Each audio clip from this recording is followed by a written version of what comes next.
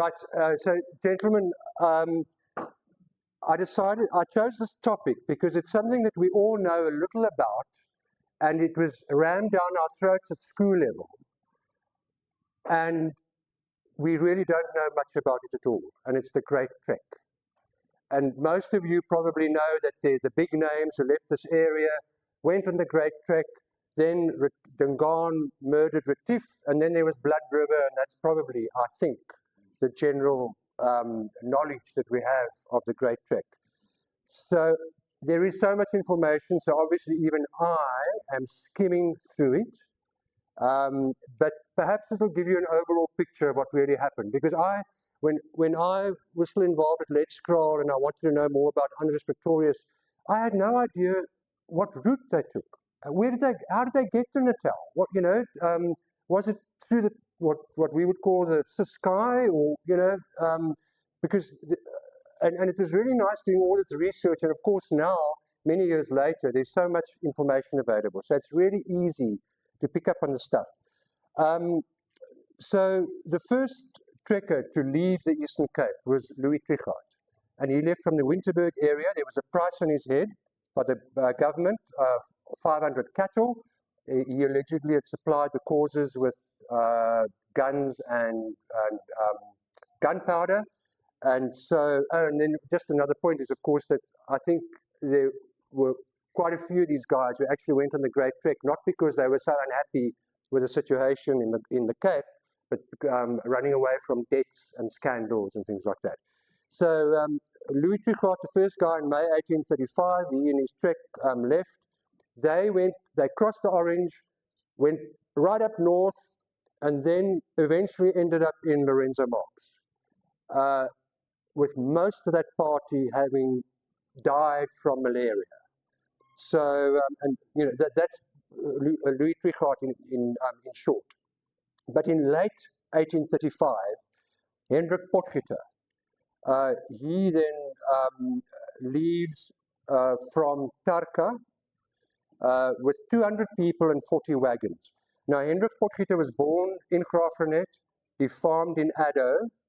And then in 1819, the larger Potgieter family came through here. They were sort of the first trekkers. They came through Graafrenet, ended up at Grootfontein, where the agricultural college is now. And then, of course, there was dissension in the ranks, and the brothers didn't get on, and the one brother felt it was God's calling, they had to move on, and Hendrik Potgieter and his faction of the family weren't ready to move on. So Hendrik then ended up in the Tarka area. So, and I'm going to tell you a little more about that Potgieter trek right at the very end, where a diary was kept by that family and regarding our surrounds here, and it's actually very, very interesting. So in early 1836, Potgieter and Saros here arrive at Blesberg. That's the Bantu. The Boers refer to as Blesberg. We know it's the Bantu now, and it's important to realize that the Bantu was the destination for all the trekkers. That is where they were heading for two reasons. There was a Wesleyan mission station there, so there was a reasonable amount of, if I could call it, civilization. And the Tshwane chief there, Moroka, he was well disposed to the Boers. He wanted them there as allies against the Matabele or the Ndebele, who were wreaking havoc in the Free State. There are many accounts of the trekkers as they moved into the Trans-Oranje, or the Free State as we know it today, where the trekkers just found burnt down kraals, and the wagons actually went over hundreds and hundreds of dead bodies, well, not bodies, bones, and that was the havoc wreaked by the Ndebele. So Moroka at Blesberg or Tabanchu, he was very happy to have the Boers there. So any Boer who left the Cape, he was heading for Blesberg or Tabanchu. Now, so Potgieter and Saros here arrived at the same time in early 1836. Saros here, you remember, is the man who made the vow at the Battle of Blood River, which was much later. But he was born in Paarl. He grew up at Blaukrans, which belongs to Johan Derksen near Bethesda, and he farmed at Riviertjie, which belongs to Fox Wolfhard. And then from there, he moved to Colesberg, where he farmed, and went on the trek, crossed the Orange, and he and Hendrik Potgieter arrived simultaneously at Tabanchu. Now, I mentioned mainly the big names. They were very big parties, much like the 1820 settlers who came out. You know, there was a leader and there were big parties. And so it was with the Great Trek as well. But there were many smaller treks that obviously that I can't mention, there are too many names. So although I mentioned big names, I don't think it was only them trekking up to Blesberg and going on the Great Trek. There were many others as well. Yes. Now, why did we supply the local people with To make money. To make, yeah, bartering and probably not money, but stock. No. It was a good business. Supplying the Xhosa. No. I mean, the Xhosa wanted arms, to fight the Boers. Yeah. Oh, then I just want to mention, and one of the other things that few people are aware of. Remember, when they went on the Great Trek, they did not go on these ox wagons that we see in semi-decay on every Karoo farm, those very big wagons. They were in very, very small wagons. It's called a Kakabienwa because the sides resembled a jawbone. And they were on average 3.7 meters in length, 1 meter wide. But they were light and agile, and they could, they could get, they could traverse rough terrain because they were so light. And they could carry up to 1.7 tons. And then the other interesting point about and 10 oxen on those wagons that the Voortrekkers used. The big wagons that we all know, 16 oxen, and they could carry up to 5 tons. 1.7 tons on these little Kakabienwas. Interesting point, there are only 8 left in the country of the Kakabienwas because most of them were destroyed during that war that you guys started, Mick. So they're really sought after, and there's one in Janssenville in the museum there. If you really want to know what a Kakabienwa looks like, there's one in the museum in Janssenville. And Richard van Rensburg has a later model close to what a Kakabienwa is. Right, 10 oxen drawing a Kakabienwa, and the maximum endurance for an ox is 4 hours. So they would only drive them for 3. You know, an ox is a very valuable asset for the Boers. So they would drive them for a maximum of 3 hours and then outspan and rest. If they overexerted the oxen, they would have kidney failure, and there's the Afrikaans expression om dood neer te slaan soos 'n os. They actually drop down dead in the harness. So the 3 hours is very important. That on a good day, on good terrain, an ox wagon travels at about 5 kilometers per hour. So they are taking into account the 3 hour limit on pushing oxen. There were generally 2 shifts. The early morning shift, 3 hours, which would be about 15 Ks on a good day, and then outspan and rest and drink water, hopefully at a water point, and then inspan again, and then another 3 hours. So on a, on a good day, 30 Ks by ox wagon. So obviously when they go to the Free State, it's a bit easier because it's more or less flat country and grassland. But I mean, you can imagine, and that's what I'm going to tell you about at the end of this story, from Graafrenet by ox wagon. You know, that wasn't funny, up these mountain passes. Well, they weren't mountain passes, up those mountains. So, you know, the trekkers all had Tabanchu as their, you all know where Tabanchu is, east of Bloemfontein, as their destination. Eventually there were approximately 1,000 wagons in the vicinity of Tabanchu. in smaller lagers, and they weren't always in lager. If they felt really safe, and then also, of course, but from there, the guys and the when you read the stats of the amount of stock that these guys had with them, it's unbelievable. And then they would venture out in search of good grazing, but the Tabanshu was their base. Now, in October 1836, Hendrik Potgieter had his stock up in the northern part of the Free State where Heilbronn is today. Now that's 200 k's from Tabanshu. But that's where they were, he and his party, grazing having their stock grazed there, and also it was a hunting trip as well. And they were then attacked by the Matabele. The battle is known, the famous battle is known as the Battle of Vegkop, which you might have heard of. Now, that is the battle where we always get told about how the women assisted the men in the lager, and the Boers were very quick, when they realized that they were being attacked, and they drew a lager, and the women were in there, and that's where the women with axes chopped any heads coming through between those wagon wheels, chopped hands off, threw boiling water on the enemy, trying to get through into the lager.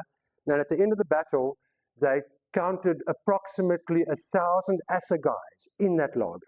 It gives you an idea as to how rough it is. I mean, so and the injury, I mean, their losses were really minor. Only 2 trekkers died. 400 in the Ndebele were killed, or Matabele were killed, and the young Paul Kruger, aged 12, was also in that lager. So that's just a bit of interesting information there. So what happened then? The Matabele went off with the Potgieter clan's stock, 5,000 cattle, 40,000 sheep, goats and oxen, and all their draft animals, all their oxen. And there they were stuck with all these decomposing bodies around this lager, and they couldn't move. Fortunately for them, one of the party went hunting on horseback, and he missed the battle. Came back, found the chaos and the remains of what was this dreadful battle, and he could then travel on horseback the 200 kilometers back to Tabanshu to call for help. Chief Moroka, the Tshwane chief, sent draft animals up, and then they were able to get Potgieter and his clan back to Tabanshu. But, of course, they were then impoverished. They'd lost all their stock, and they were absolutely determined that they were going to take revenge, which I'll tell you about in a minute. So that was October 1836. November 1836, Gerrit Maritz, wagon maker in Graafrenet, arrives with 700 trekkers and 100 wagons. So I referred earlier to the 1,000 wagons around Tabanshu. 1,000 times 10, that's 10,000 oxen only. And remember, they all had spare oxen, because if an ox died, he needed to be replaced. So it just gives you an idea, and I often wonder, and I'm sure studies have been done about the impact of the grazing of these animals as they went up. And I know that it's Grootfontein, but that's Boer war stuff. A few years ago, well, it's now 30 years ago, I was a student working there for pocket money. 40 years ago. They showed me where, because there were so many horses at Grootfontein, the veld still hadn't recovered at Grootfontein from the horses, only the horses at Grootfontein. So I think the impact, this incredible grazing must have had a huge impact on the grazing in those areas. So the Gerrit Maritz leaves here. He arrives there with 700 trekkers and 100 wagons. In other words, another 1,000 oxen. In addition to all, I'm not sure whether he had stock. I think not. But he was accompanied by Erasmus Smith, the only dominee, the only clergyman on the Great Trek. Now, we were all told about how God-fearing our forebears were, and I mean, in my head, I assumed that there were 100 dominees on that Great Trek. No, there was only one. and that Erasmus Smith, and the reason for that is that the government of the day paid the salaries of the clergy of all the denominations. But if they crossed the Orange River, they lost their salary. So it's quite clear that the Dutch Reformed clergy were good capitalists even back then. Okay. Erasmus Smith was married to Gerrit Maritz's sister. Now, the Maritz siblings were really upset with their parents for allowing the marriage of Susanna to Erasmus Smith, because he was 37 and she was 12. Interesting bits of information. You know, Peter de Uys, my favorite quote, he says, "The future of South Africa is predictable, it's the past that's so uncertain." And that's why it's so important to research these things. But Susanna Smith became a formidable woman. She, in fact, it is said, she's kind of partly blamed for Erasmus Smith's addiction to alcohol, because she was such a formidable woman, and he was an alcoholic. It's quite clear when you read up the papers of his tenure up in the Free State and Natal. And some of you might know about that sculpture up in the Drakensberg of the woman walking kaalvoet oor die Drakensberge.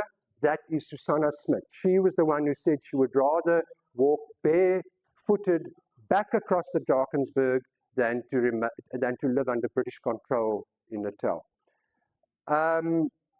Right, so the Maritz clan arrive, and Maritz is elected as president, and Potgieter as war commander. But all at Tabanshu are waiting for the arrival of the big leader, Piet Retief. And rumor has it that he's on his way, and it takes months and months and months. And he's a fellow who was running away from his debts.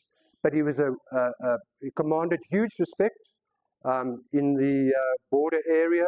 He was a very efficient commander in the Sixth Frontier War. So he was kind of the hero for the trekkers. And they were all stationed there at Tabanshu, waiting for the big leader, who would then decide where they should trek to. In January 1837, Maritz and Potgieter and 105 trekkers then set out to take revenge on the Matabele. Now, where were the Matabele then? Their base was at Mosega, which is where Zeerust is today. So from Tabanshu, they went up there, 107 of them, and to sort out the Matabele. And they returned with 6,500 cattle. Right, April 1837, great excitement. Piet Retief arrives with 120 men and families and 100 wagons, another 1,000 draft animals, and stock of huge proportions. They have an election. Piet Retief is elected as governor, and Maritz now as deputy, and Potgieter remains unelected, and of course this is where the problems start. You know, he's overlooked, and also Potgieter wanted to travel north. He wanted to travel up into what is now Gauteng and those areas, and Retief had already made up his mind the Boers were going to Natal. So they split at Tabanshu, and Potgieter then moved up north, and Retief's followers moved to that big dam near Harrismith, you know, just before you go down to Winterton, Sterkfontein Dam. They all moved to that area, and Retief then, and a small party, went to visit Dingaan with a view to negotiating for land. Retief gave strict instructions that the trekkers were not to move down the escarpment into Natal until his return, and until, of course, he had permission from Dingaan. So at that point, there were 2,000 trekkers in the Trans-Orange, you know, in the Free State. So they so you can imagine these trekkers are up there near the Sterkfontein Dam, or even closer to the escarpment, the edge of the escarpment, and they look down upon the land of milk and honey, and it's just too beautiful for words. And they already start kind of competing within themselves as to where they're going to have their farms.